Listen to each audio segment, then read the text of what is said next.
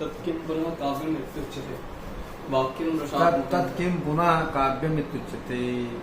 मतलब काव्य किस, तब ये बताइए, तब कहा गया कि आप बताइए कि आपकी दृष्टि में काव्य का क्या लक्षण है, काव्य किसे कहते हैं, फिर आप बताइए। सबके मत में या इन दोषों को आपने उद्भावित किया, फिर आप भी बताइए कि काव्य किसे कहते हैं, काव्य के क्या लक्षण हो सकते हैं।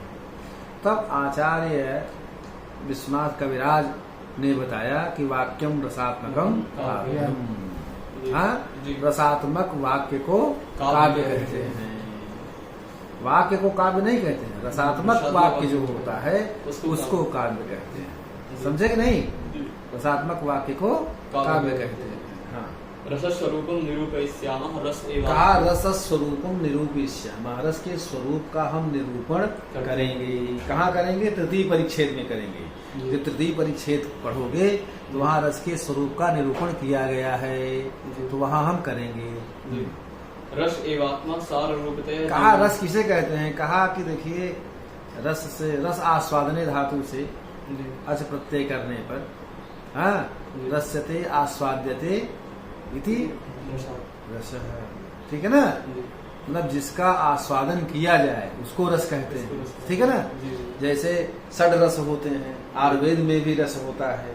तो किस रस की बात कर रहे हैं? कहा ये पारिभाषिक रस है, जो क्या नाम से रसो वैशः, ऐसे रस का हम क्या नाम से यहाँ ग्रहण करेंगे, पारिभाषिक रसत्व को लेंगे। उन आयुर्वेद और षड रसों से अतिरिक्त ये रस है। जैसे व्याकरण में क्या नाम से गुण माने व्यवहार में तो गुण होता है, लोग ये समझ जाते हैं, लेकिन वहाँ पारिभाषिक गुणत्व है, पारिभाषिक वृद्धि है। ठीक है ना? जैसे व्याकरण में तो जुस्त्राक्षो नदी, बड़ी ई और बड़े ऊ को नदी कहते हैं, छोटी ई छोटे ऊ को घी कहते हैं, शेषो घसक। लेकिन नदी जो है व्यवहार में किसे कहते हैं? व्यवहार में नदी भिन्न है, व्यवहारिक सांसारिक नदी का दूसरा होता है, लेकिन व्याकरण के वो पारिभाषिक नदी संज्ञा है।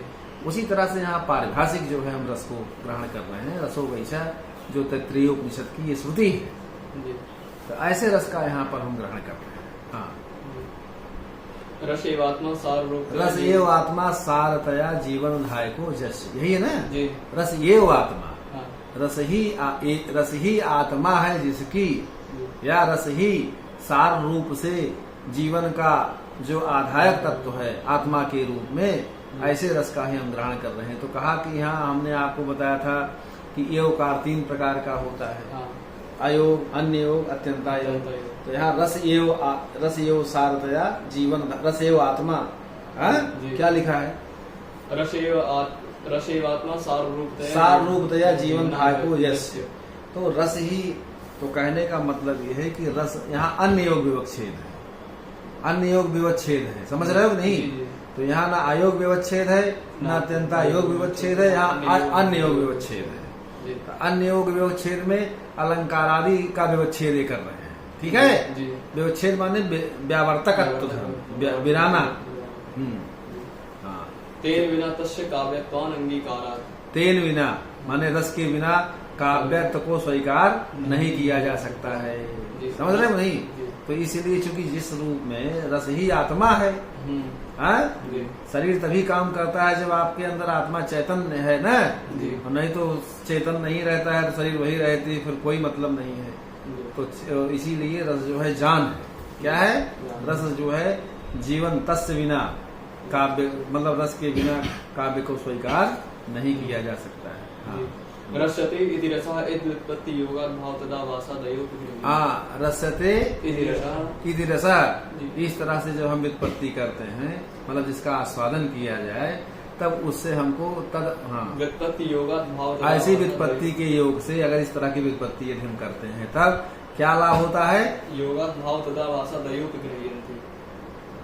भाव तदा भाषा, भाव शांति, भाव उदय, भाव संधि, भाव सबलता, ये सब का तब ग्रहण कर लेते हैं।